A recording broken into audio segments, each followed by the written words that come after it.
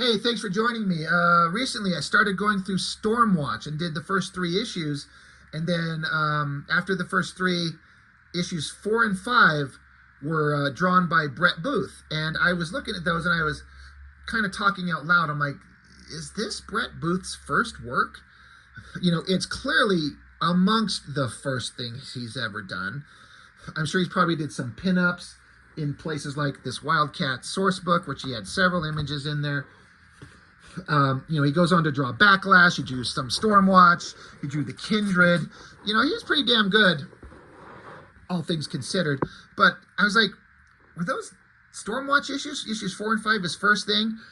And someone pointed out to me in the comments that they said they think that Wildcats 0 was his first work. And digging through my boxes, there it is, right there, Wildcat 0. I still don't know for a fact that this is Brett Booth's first work, but I would bet that it is. It would make sense. Double gatefold cover. I mean, how excited must Brett Booth have been? I talk about this all the time when we're looking at the earliest works of these new artists that get to join Image Comics, and you're hired by Jim Lee, and Wildcats is the premier book from Wildstorm Studios, and you're drawing issue 0. You get to do a double page cover of all these characters. Don't fuck it up. I don't think he did. It's just certainly, like I've said, Brett Booth, I never loved him. He's so good now. I just want to make sure I point that out every time I talk about when I'm not a huge fan of his early work. He got really good, and he's so good these days, like as good as any other working professional out there, in my opinion. But these early works, like I've said before, it just feels like a Jim Lee clone that's not as good, so therefore it's not as interesting and it's boring. And that takes some of the fun out of it. It does say, Brandon Choi and Jim Lee, and anytime I get a Lee Choi story, it's like, oh God, barf. Brett Booth pencils, Alex Garner inks, Joe Chiodo colors.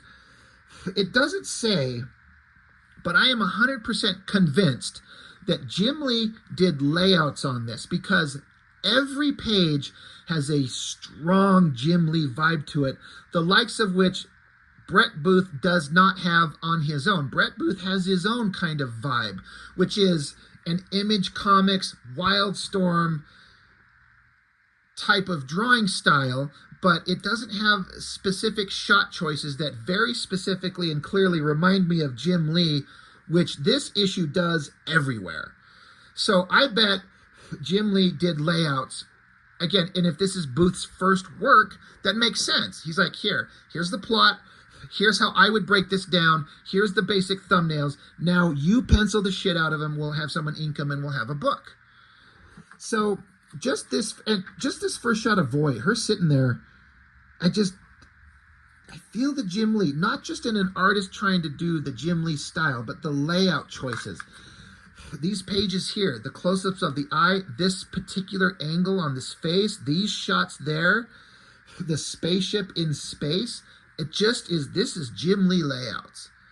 The story is, we're talking about Void, the silver-clad weird babe of the Wildcats team. She's having a dream back to when she was her human self, a Russian cosmonaut, and her ship exploded and it all, planet fall back to the Earth, and she becomes the Void, whatever creature she is. I guess they crash on the ground. I don't think a spaceship smashing into the ground creates a crater like that. So, was it her? I don't know. Another shot of her sitting cross-legged, just the upper body anatomy, the shape of the... I mean, look, I'm always pointing out tits on female characters. Look, I'm sorry. But I can tell sometimes an artist's work just by the way he draws women's boobs. I know that sounds really stupid, but sometimes I can. And Jim Lee, and it's not just boobs, I should say, it's upper torsos. Upper torsos of female characters with their boobs and their rib cage, and then male characters with their pectoral muscles and their rib cage and the stomach muscles. Jim Lee has a very distinct way of drawing that I adopted as a kid, and I'm still trying to shake it. I'm not saying it's bad, but I'm just trying to not copy that. That being said, I think it works, but it also looks very Jim Lee. This looks very Jim Lee pose, angle, arms, legs, everything. but rendered by someone else. So it's fine. Again, I don't have a problem with it. But yeah, she's having a little Void freak out. And again, all these pages, all these angles, all these shot choices. This is Jim Lee layout. So I should shut up about it. I shouldn't mention it again, because if I do keep bringing it up, it'll be every page how it's just the same thing. Kind of like the shot of the hand in front of the face. That's kind of neat. But yeah, Void, the whole point of, I should say, the point of this story, if anyone cares, is it's kind of like showing what all the characters were doing leading up to the very beginning of Wildcats #1. So that's why it's issue 0. It's right before #1, so it's the story right before what happened. I don't think it fucking matters. There's nothing in here that's relevant, but we were buying all this stuff all the time in droves, you know. And again, they're giving an artist, they hired an artist, kids are buying these comics, so we got to have something for him to do. So let's do a Wildcats 0. Okay, sure. Let's show what was going on before the first issue.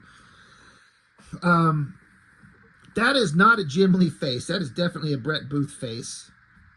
A little goofy looking. Don't love it. But again, layouts. Got the Jim Lee feeling all over it. So it actually, it's kind of interesting because right here, you know, Marlo was out doing whatever he's doing, out on the town. On this previous page, he's hitting on a bunch of babes, not getting any luck. And then he gets drunk and passes out in an alleyway. Now, if you remember the very beginning of Wildcats #1, that's where he was found. We see his face, a giant splash page close-up of his face in an alleyway. He picks his drunk ass up and hauls off, and then ends up back at the Halo headquarters. We find out, oh, he's actually a rich billionaire. He just was a drunk asshole passed out in the alleyway. But if you remember the beginning of Cyberforce #1, as the character Velocity is running through an alleyway, trying to get away, and then a bunch of soldiers burst through a fence, chasing her, and then there was a little guy in the corner, drunk, passed out, grunting at these guys. They throw that scene from Cyberforce #1 in here specifically to connect them all. I like that little connection. It's not, who cares? It doesn't mean anything. Whatever. But it's just a little like, oh yeah, that's where he was at. Oh, I remember. Void comes along and is talking to Spartan about whatever the fuck. Who cares? But then Spartan's like, oh, I'm supposed to be down in the holodeck, and Warblade and Maul are supposed to be in a training program that I'm supposed to be running them through. Because they mentioned this later in Wildcats #1. Spartan's like, I just got done training with the guys in the training room, in the holodeck, the danger room. Well, we're going to get to see them do that. So they're on there. Void teleports Spartan. I don't know why they're standing on this little technological ledge. I mean, okay. But let's, you know, computer, run death, destruction, robot, murder, monster program, Act 3, Level 4, difficulty. Boom, the video game's going. So, Warblade, Maul, and Spartan are beating the shit out of some robotic monsters. And I talk about all the time, all these books, in Cyberforce, in Wildcats, in Stormwatch, in Team Youngblood, in regular Youngblood, all these characters. There's always a scene where they're in a room training. And it really gets fucking old. I appreciate Brett Booth giving a different shaped blade weapon on the end of Warblade's hand here. Looks like a giant shovel. That's cool. But it's better than like everyone else does. Just takes his hands and extends his fingers into points. When you're liquid metal, and his entire body's liquid metal. But everyone just puts points on his hands. So at least, you know, putting a shovel on the end of his hand is something. Got Spartan back there shooting his bioelectric laser blasts. That's cool. I don't know why Booth opted to show Maul with an open palm. Like, is he slapping this robot away? I guess. And you can tell he's doing the kind of Image Comics rendering technique that if you don't know what you're doing, it becomes a way just to draw things that doesn't make sense, where you take like a round shape and at the utmost top peak of it, you put a dark shadow and then you cross-hatch out the lines under it to kind of give it a sense of volume and shape. but it's everywhere. On his little forearm there, his bicep, his shoulder, his triceps, his pectoral muscles. Some artists like Stephen Platt just do nothing but that and kind of make it work. It looks like this isn't a style that I feel like Brett Booth holds on to for very long. It's like one of those things, like you see other artists do it and you just kind of copy it, but I guess it kind of looks cool, but it's also kind of pointless and weird and doesn't work. Again, feeling the Jim Lee layout vibes all over the place. That close-up of the face, more stupid holographic robots or whatever. Close-up of the heroes' faces as they grit their teeth and they kick ass, and then they stand there flexing, looking awesome, going, we're a team, we're awesome. And then, so Spartan takes off, and I guess, yeah, Warblade refers to Maul as a dinosaur. So Maul spits on Warblade. And so they're pissed off and they're going to fight. What this is leading into is in Wildcats #1, when Marlo's coming down an elevator with Void and they run into Spartan, who just took off here, and he's prepping the jet to make sure it's awesome. Yeah, I'm just trying to see if he verbally says anything like that. But anyway, Spartan's checking out the jet, and then there's suddenly an explosion in a wall, and Warblade and Maul are fighting. And that's our introduction to their characters in Wildcats #1. They're training, and they're fighting each other, being a couple of assholes. Well, we get to see the build-up to why they're mad at each other. It's because Warblade called Maul a dinosaur, and Maul fucking spits in his face. If I was Warblade, I'd cut Maul's nuts off and stuff him up his ass for spitting on my face. So it's all coming together, but Maul gets pissed off, grows huge, and slams him down into the ground. So that's what's going to happen there. And then it's just like the outside of the holodeck room where you just hear the sound effects. Then it goes elsewhere, and then we're in some kind of underground area somewhere. You got the gnome is the bad guy in Wildcats #1 after this orb thing. It was never explained as if it mattered. And then they got this guy, Cassini, this guy with the mustache. That is a very Jim Lee face right there. This guy was like eating spaghetti in the first issue. And then the bad guy, the guy that wears red, he's like a Deadpool ripoff. He puts his face down in the spaghetti and like drowns him in his pasta. That's this guy. We're seeing what he was doing, how he betrayed the team, and why he gets killed. It's all built up to what happened in Wildcats #1. But while they're doing this shady deal, oh, there's a sound behind them, and then there's a fucking hole in the cave that Grifter and Zealot come out of. Why is there a hole in the cave? Why are they there? What? I literally, I'm like, did they drill a cave themselves with their just awesomeness? So I go back, I'm like, where are they? It just says elsewhere. They're in some kind of underground cave, I guess, and then they just hear an alarm, and there's just a hole in the wall, and there they are. So I guess we got to fight. So lasers shoot the giant lava monster's name is Slag.